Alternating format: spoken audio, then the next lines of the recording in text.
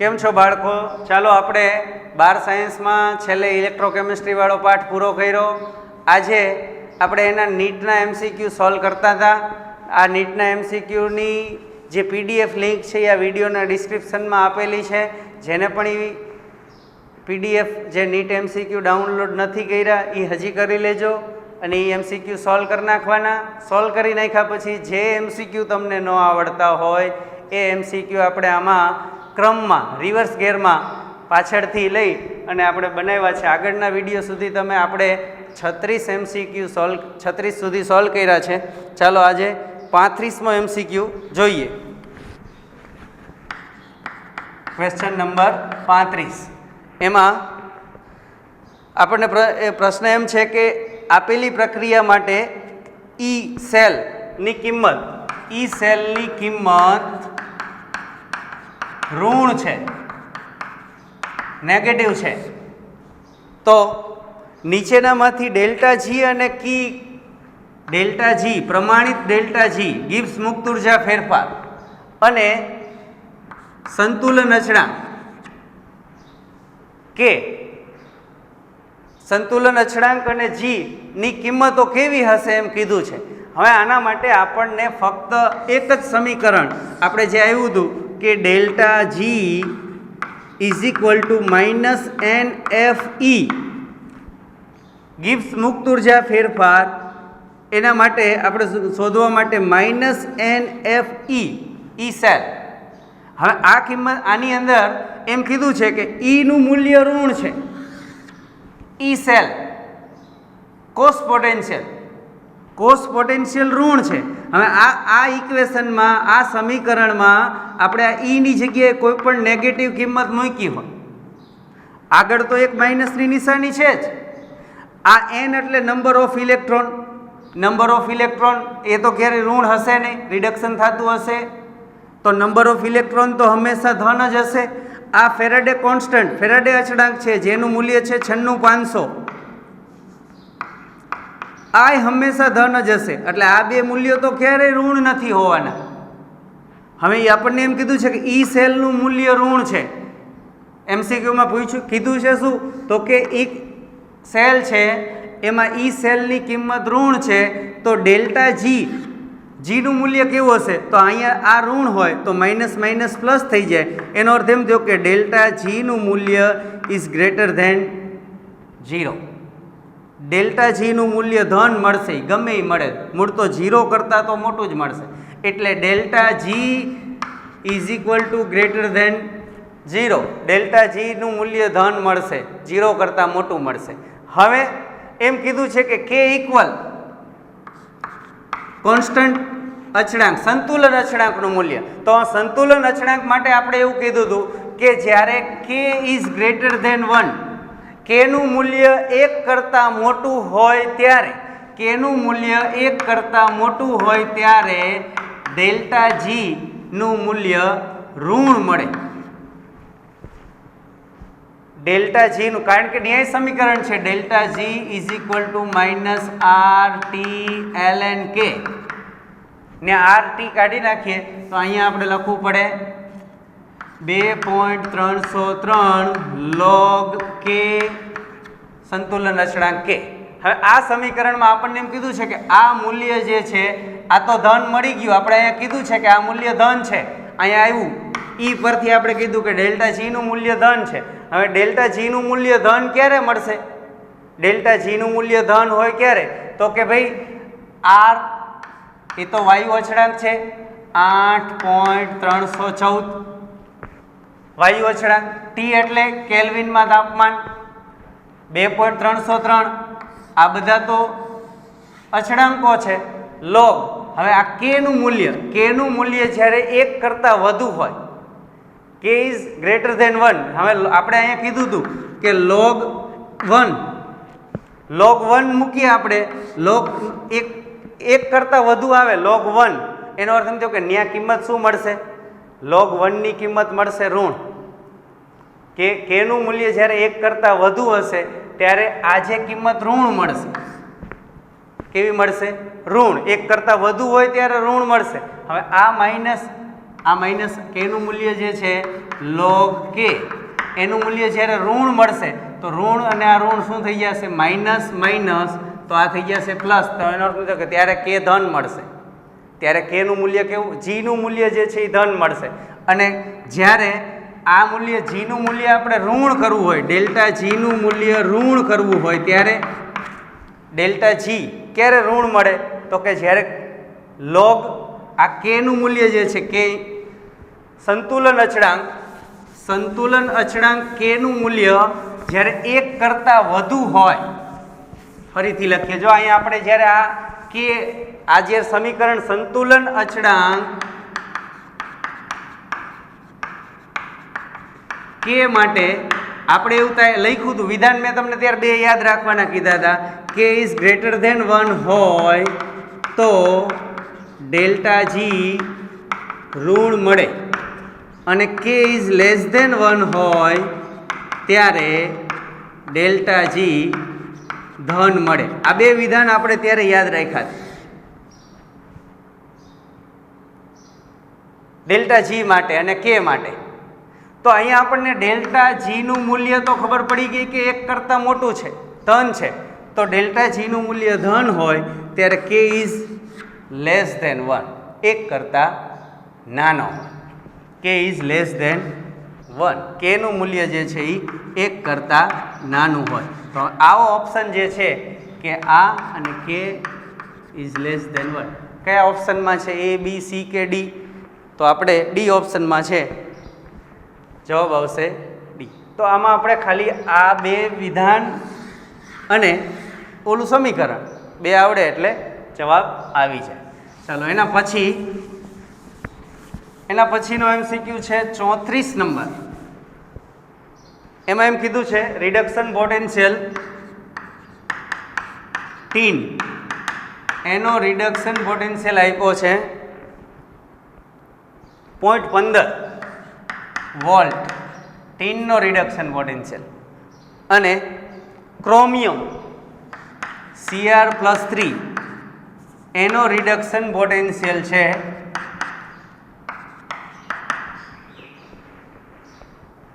-0.74. બંને પ્રમાણિત સ્થિતિમાં જોડેલા છે તો આનો કોસ પોટેન્શિયલ શું? ઈ સેલનું મૂલ્ય કેટલું હશે? E cell is equal to E right minus E left. E right minus E left એટલે કે reduction potential of cathode minus reduction potential of anode. હવે એનોડ કોણ બનશે? તો કે આપણે જ્યારે આ સમજ્યા ત્યારે એમ કીધું જેનું રિડક્શન પોટેન્શિયલ મૂલ્ય ઓછું હશે એ એનોડ બનશે. કોનું રિડક્શન પોટેન્શિયલ મૂલ્ય ઓછું છે? તો કે ભાઈ ક્રોમિયમનું રિડક્શન પોટેન્શિયલ મૂલ્ય ઓછું છે એટલે આ એનોડ બનશે, આ કેથોડ બનશે. કોણ એનોડ બનશે? જેનું રિડક્શન પોટેન્શિયલ મૂલ્ય ઓછું હશે એ એનોડ બનશે અને જેનું રિડક્શન પોટેન્શિયલ મૂલ્ય વધુ હશે એ કેથોડ બનશે.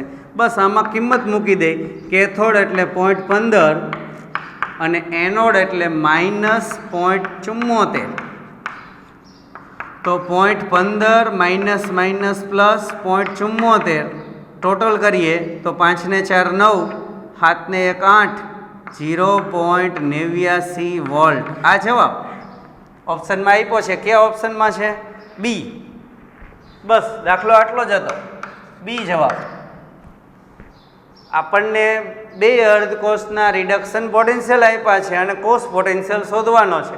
આ આપણને ખબર હોય સૂત્ર એટલે મળી જાય જવાબ. ચાલો એના પછી 33મો.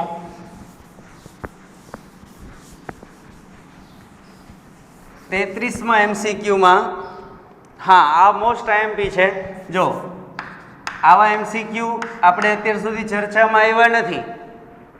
આ ઈ સેલને લગતા દાખલા છે, એમાં આપણે ડેલ્ટા જીનો ઉપયોગ કરવાનો છે. જો એમ કીધું છે કે કોપર +2 એ 1 ઇલેક્ટ્રોન મેળવે અને કોપર પ્લસ આયન બનાવે, ધન આયન બનાવે. આ જે એક રિડક્શન થાય છે આ પ્રક્રિયાનો રિડક્શન પોટેન્શિયલ આ પ્રક્રિયાનો રિડક્શન પોટેન્શિયલ છે 0.15. સમજો.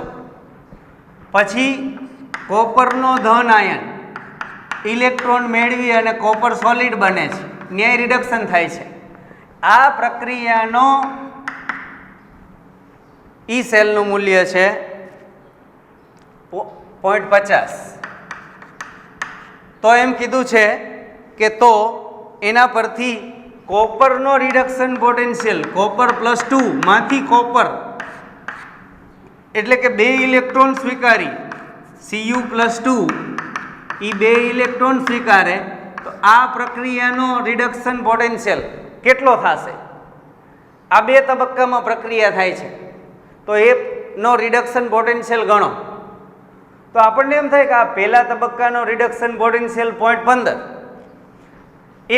કોપર +2 છે એ 1 ઇલેક્ટ્રોન સ્વીકારે અને કોપર પ્લસ બને, કોપર પ્લસ પાછો બીજો 1 ઇલેક્ટ્રોન સ્વીકારે અને કોપર બને. તો હવે આમાં ગણતરી શું કરવાની? આ બેનો સરવાળો કરી નાખીએ તો જવાબ ના, એમ જવાબ ન આવે. જો આપણે આ પ્રક્રિયાનો રિડક્શન પોટેન્શિયલ મેળવવો છે તો આ કોપર +2 માંથી 2 ઇલેક્ટ્રોન સ્વીકારે છે અને કોપરનો સોલિડ પરમાણુ બને છે. 2 તબક્કામાં રિડક્શન થાય છે. કયા તબક્કામાં? તો કે પહેલા કોપર +2 હતો એને 1 ઇલેક્ટ્રોન સ્વીકાર્યો અને રિડક્શન પામ્યો, કોપર +1 બન્યો, એને બીજો 1 ઇલેક્ટ્રોન સ્વીકાર્યો અને કોપર બન્યો. તો અહીંયાથી જ્યારે આ બને છે તો આ રિડક્શન પ્રક્રિયા દરમિયાન જે મુક્ત ઉર્જા ફેરફાર થાય છે એને ΔG1 કહીએ આપણે. અને કોપર +1 માંથી કોપર સોલિડ આ જે પ્રક્રિયા દરમિયાન જે મુક્ત ઉર્જા ફેરફાર થાય છે એને આપણે G2 કહીએ. તો આપણે અહીંયા કોપર +2 માંથી સીધું કોપર ત્યારનો મુક્ત ઉર્જા ફેરફાર જે છે એને ΔG3 કહીએ. તો આ બધા પ્રમાણિત છે એટલે આપણે બધાની માથે ટપકા કરી દઈએ, માથે ચાંદલો હોય ને એટલે એ પ્રમાણિત. હવે ΔG3 શોધવાનો છે. ΔG3 આ પ્રક્રિયાનો ΔG3 શોધવાનો છે. પરથી આપણને ઈ સેલ મળશે, એનો રિડક્શન પોટેન્શિયલ મળશે. તો પ્રમાણિત મુક્ત ઉર્જા ફેરફાર ΔG1 +ΔG2. હવે ΔG મુક્ત ઉર્જા ફેરફાર માટે સૂત્ર શું છે? -NFE. ઈ એટલે આ જે આ ત્રીજી પ્રક્રિયા આ ડેલ્ટા એટલે અહીંયા આવશે -NFE. ઈમાં આપણે અહીંયા લખશું કે કોપર +2 માંથી કોપર અહીંયા ΔG1 માં -NFE કોણ? આ બાજુ તમારે વિડીયોમાં કપાશે, એ મુદ્દો આપણે અહીંયા લઈ લઈએ.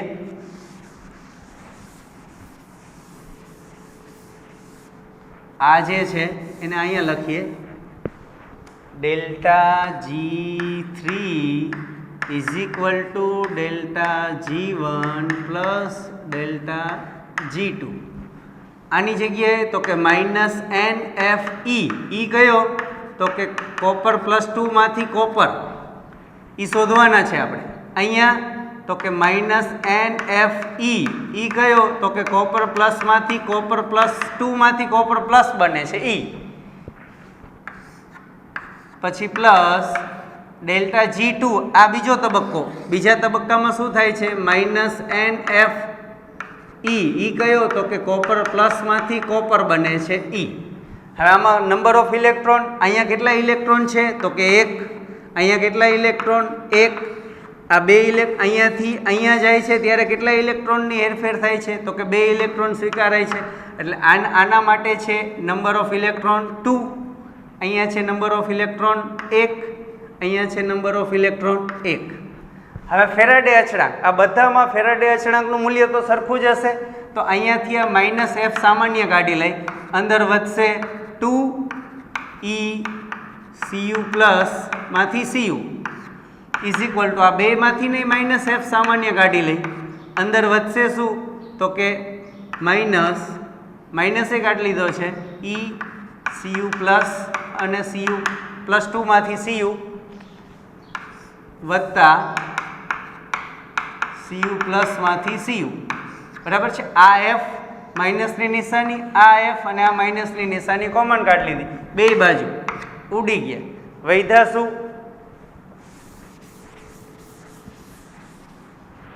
આનું મૂલ્ય શોધવાનું છે. Cu પ્લસ 2 એમાંથી Cu આ મૂલ્ય આપેલું છે કેટલું? તો કે 0.15 વત્તા આ મૂલ્ય આપેલું છે 0.50. આ બે જે છે એ અહીંયા આવતા રહેશે છેદમાં, તો 0.50 અને 0.15 એટલે 0.65. 0.65 ભાગ્યા 2 એટલે 0.32 3.325. એટલે રિડક્શન પોટેન્શિયલ ઓફ કોપરમાંથી કોપર પ્લસ 2 માંથી કોપર બનશે તો આવશે 0.332. આ જવાબ. એટલે આપણે સીધી ગણતરી કરી દઈએ કે કોપર પ્લસ 2 માંથી એક ઇલેક્ટ્રોન સ્વીકારી અને કોપર પ્લસ બને છે ત્યારનો છે 0.15 અને કોપર પ્લસ માંથી એક ઇલેક્ટ્રોન સ્વીકારી અને કોપર બને છે ત્યારનો છે 0.50. તો એમ માની લઈએ કે કોપર પ્લસ 2 માંથી બે ઇલેક્ટ્રોન સ્વીકારી અને કોપર બને છે ત્યારે 0.65 થાય નહીં. એને આપણે મુક્ત ઉર્જા ફેરફારની રીતે ગણતરી કરવી પડે, ડેલ્ટા જી નો ઉપયોગ કરી અને ગણતરી કરવાની, એટલે ભૂલ ન થાય. બરાબર છે? તો આમાં જવાબ આવશે 0.325 વોલ્ટ. આ જવાબ છે. ઠીક છે.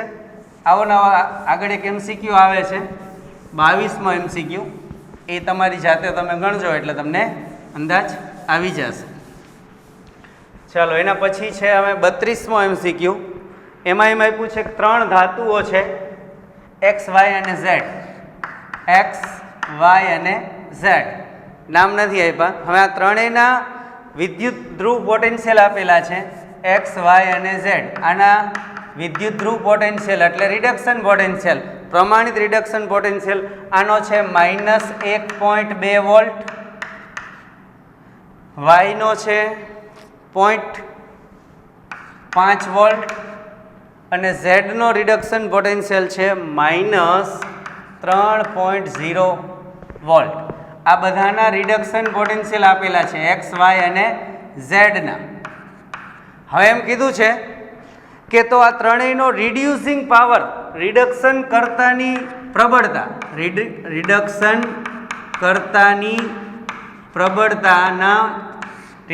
કરતાની પ્રબળતાનો ક્રમ જણાવો.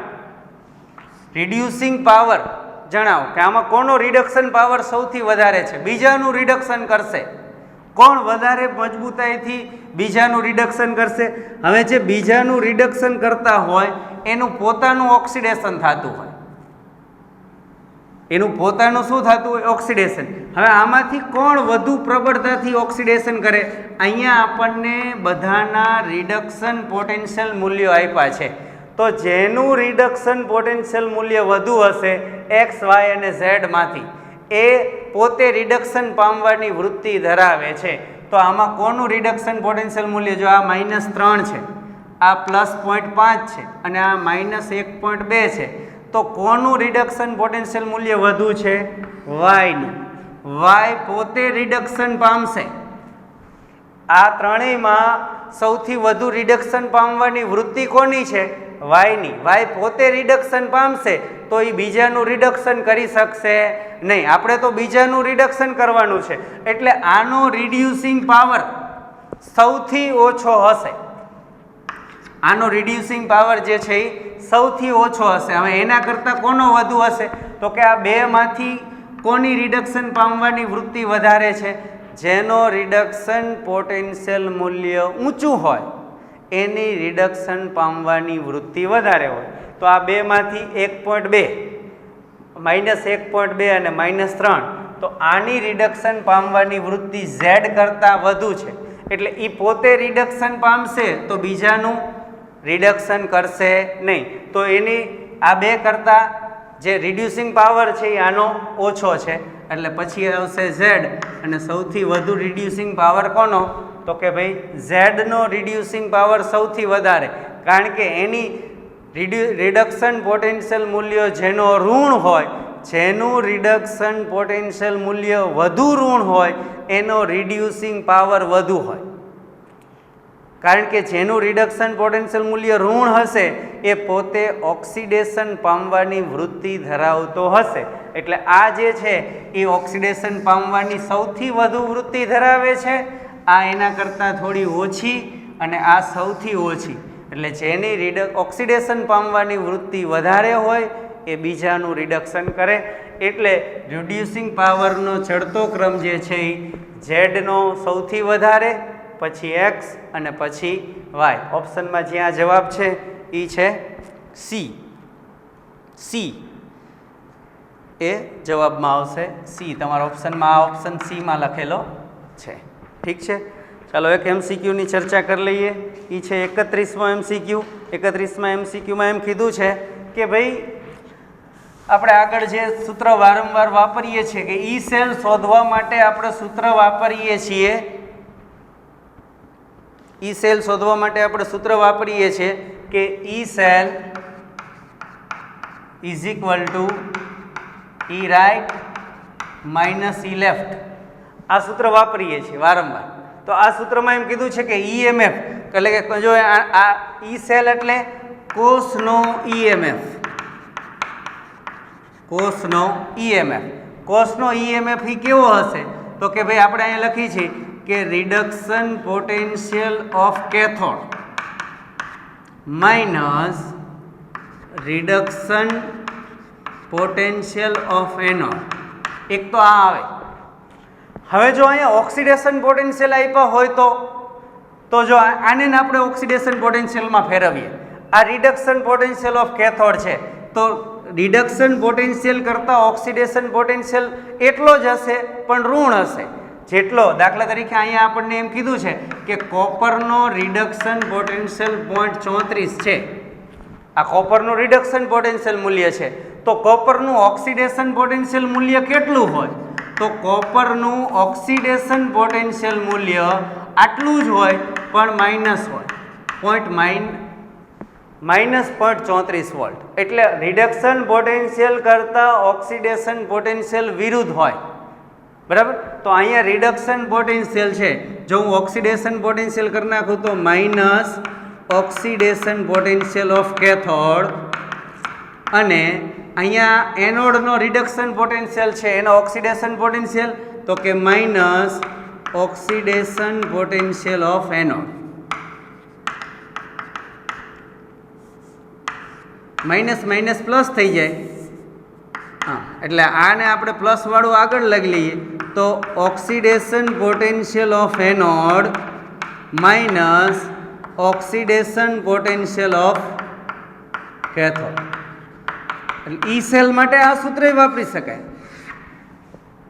ઈ સેલ માટે આ જે વાપરીએ છીએ એની જગ્યાએ આ સૂત્ર પણ વાપરી શકાય. એ જ સિવાય બીજું એક સૂત્ર હું લખું છું કે E cell reduction potential of cathode આ એમણા plus oxidation potential of anode આ સૂત્ર વાપરી શકાય તોય આપણને ઈ સેલ મળે.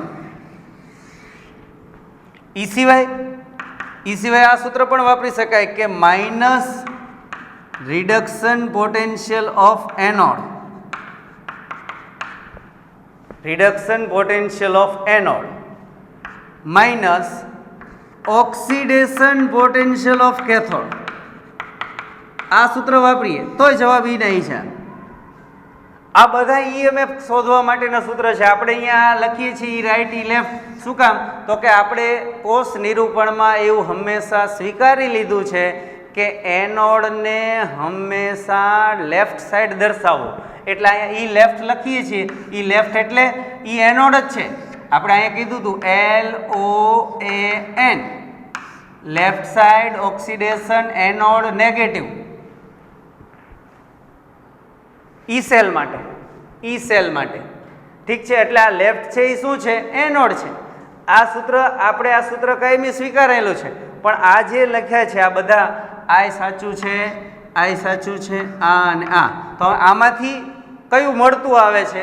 ઓપ્શનમાંથી જો પહેલા ઓપ્શન આપ્યો છે કોષનો ઈએમએફ. કોષનો ઈએમએફ એટલે એનોડનો ઓક્સિડેશન પોટેન્શિયલ, એનોડનો ઓક્સિડેશન પોટેન્શિયલ આ માઇનસ કેથોડનો રિડક્શન પોટેન્શિયલ, માઇનસ કેથોડનો રિડક્શન, એનોડનો ઓક્સિડેશન પોટેન્શિયલ અને કેથોડનો રિડક્શન પોટેન્શિયલ. એનોડનો ઓક્સિડેશન પોટેન્શિયલ આ છે અને કેથોડનો રિડક્શન પોટેન્શિયલ. તો આ અહીંયા આપણે કેથોડ જે છે એનો રિડક્શન પોટેન્શિયલ એ ઋણ છે, માઇનસ કેથોડનો રિડક્શન પોટેન્શિયલ. તો એ તો જવાબ ન આવે. એ ઓપ્શનમાં જે છે, ઓપ્શનમાં એ આપેલો છે.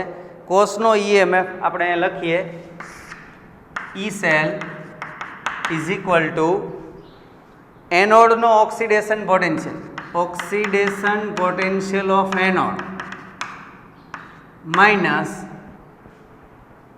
કેથોડનો reduction potential, reduction potential of cathode.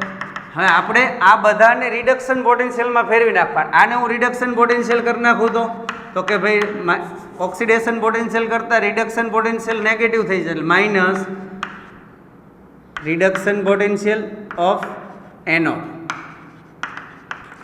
આ રિડક્શન છે જેને હમણાં રાખીએ. તો આ સૂત્ર જે છે એ સાચું છે. એ આપણને ક્યાં મળવું જોઈએ? રિડક્શન પોટેન્શિયલમાં આપણે ફેરવી નાખીએ એટલે આના જેવું થઈ જવું જોઈએ કે reduction potential of cathode minus reduction potential of anode એવું થઈ જાય છે. જો reduction potential of cathode minus reduction potential of anode, તો આ તો માઇનસની નિશાની રહે છે. અહીંયા તો રિડક્શન પોટેન્શિયલ કેથોડ હોય તો એ કઈ નિશાની છે? પ્લસની. તો આ ન આવે, એ ઓપ્શન આવશે નહીં. ચાલો બી ને ટ્રાય કરીએ. બી એટલે કે આ એ નથી પણ એક આપેલો છે, નંબર 1 છે, એક નંબર છે કે ભાઈ એક નંબરમાં આ છે. આ ઈ સેલ માટે વાપરી શકાય? ન વાપરી શકાય. 2 માટે બધામાં આપણે એક જ સૂત્ર યાદ રાખશું કે આપણને આ તો ખબર છે કે reduction potential of cathode minus reduction potential of anode જે આપ્યું છે એને આપણે આમાં ફેરવી નાખશું. બીજામાં શું આપ્યું છે? આ એક નંબર છે એટલે ઈ નો આવ્યું. બીજામાં શું આપ્યું છે? બીજામાં આપ્યું છે કે E cell is equal to એનોડનો oxidation potential, oxidation potential of anode minus નથી પ્લસ છે, plus reduction potential of cathode, કેથોડનો રિડક્શન પોટેન્શિયલ. હવે આ કેથોડનો રિડક્શન પોટેન્શિયલ છે, અહીંયા આપણે રિડક્શન જ કરી નાખવા. ઓક્સિડેશન પોટેન્શિયલ આપ્યો હોય અને રિડક્શન પોટેન્શિયલ કરી નાખીએ. આ રિડક્શન પોટેન્શિયલ કરી નાખશે એટલે માઇનસ થઈ જશે. આ એનોડ, આ તો રિડક્શન પોટેન્શિયલ આપેલો જ છે. તો આ જે સૂત્ર છે એ આના જેવું થઈ ગયું. જુઓ તો આ plus reduction potential cathode plus છે, ઓક્સિડેશન આ રિડક્શન પોટેન્શિયલ ઓફ એનોડ ઋણ છે. હા ઋણ છે. એનો અર્થ એમ થયો કે આ બીજું જે છે એ સાચું છે. ત્રીજું જોઈએ. ત્રીજામાં શું છે? E cell is equal to E cell એનોડનો રિડક્શન પોટેન્શિયલ એનોડનો ઈ કેવો છે? ધન છે, માઇનસ કેથોડનો રિડક્શન પોટેન્શિયલ, આ સૂત્ર કીધું છે. હવે આમાં એમ કીધું છે આપણે આ બે રિડક્શન પોટેન્શિયલ જ આપ્યા છે. આ એનોડ જે છે એ ધન છે, આ કેથોડ છે એ ઋણ છે. આપણી પાસે તો કેથોડ ધન છે અને એનોડ ઋણ છે, તો આમાં જે જવાબ આવશે એ નેગેટિવ મૂલ્ય આવશે. એટલે આ ખોટું છે.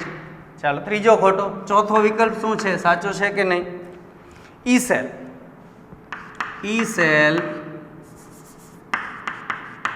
ઇઝ ઇક્વલ ટુ એનોડનો ઓક્સિડેશન પોટેન્શિયલ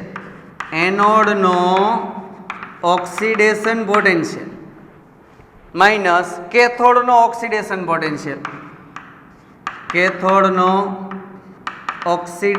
પોટેન્શિયલ, આને રિડક્શન પોટેન્શિયલમાં ફેરવી નાખીએ તો આ માઇનસ રિડક્શન પોટેન્શિયલ કરી નાખ્યો, માઇનસ થઈ ગયો. આને પણ માઇનસ ઓક્સિડેશન છે એને રિડક્શન કરી નાખીએ એટલે માઇનસ માઇનસ પ્લસ થઈ જશે. આ હવે રિડક્શન પોટેન્શિયલ થઈ ગયો. હવે આ માઇનસ આ કેથોડનો પ્લસ છે અને એનોડનો માઇનસ છે રિડક્શન, તો કેથોડનો પ્લસ અને એનોડનો માઇનસ, તો આ સાચો છે. એનો અર્થ એમ થયો કે આપણને જે 4 સમીકરણ આપ્યા છે એમાંથી બીજું અને ચોથું આ 2 સાચા છે. તો વિકલ્પમાં એમ કીધું છે કે આ 4 માંથી ઈ સેલ શોધવા માટે કયા વાપરી શકાય, તો કે આ ન વાપરી શકાય, પેલું ન વાપરી શકાય, ત્રીજું ન વાપરી શકાય, બીજું અને ચોથું વાપરી શકાય. એટલે તમારે ઓપ્શનમાં બીજું અને ચોથું હોય એવો ઓપ્શન છે એ. સમજ્યા તમે? આપણે જે આ ઈ સેલ માટે વાપરીએ છીએ રિડક્શન પોટેન્શિયલ ઓફ કેથોડ અને રિડક્શન પોટેન્શિયલ ઓફ એનોડ, એને આપણે આ રીતે જ્યાં આપણને સૂત્ર ખબર છે ઓક્સિડેશન જ્યાં આપ્યા છે અહીંયા રિડક્શન કરી નાખો, બસ પૂરી વાત. જ્યાં જ્યાં ઓક્સિડેશન આપ્યા હતા અહીંયા આપણે રિડક્શન કરી નાખ્યા, રિડક્શન હતા એ હમણાં રાખ્યા, જ્યાં ઓક્સિડેશન આપ્યા હતા અહીંયા રિડક્શન કરી નાખ્યા. અહીંયા 2 જગ્યાએ રિડક્શન હતા, કંઈ ન કરવું પડ્યું. આ 2 ઓક્સિડેશન હતા, 2ના રિડક્શન પોટેન્શિયલ કરી નાખ્યા, પૂરો જવાબ આવી જશે. ઠીક છે? તો આગળના MCQની આપણે આગળ ચર્ચા કરશું આગળના વિડીયોમાં. અહીંયાથી આટલું રાખીએ. અસ્તુ.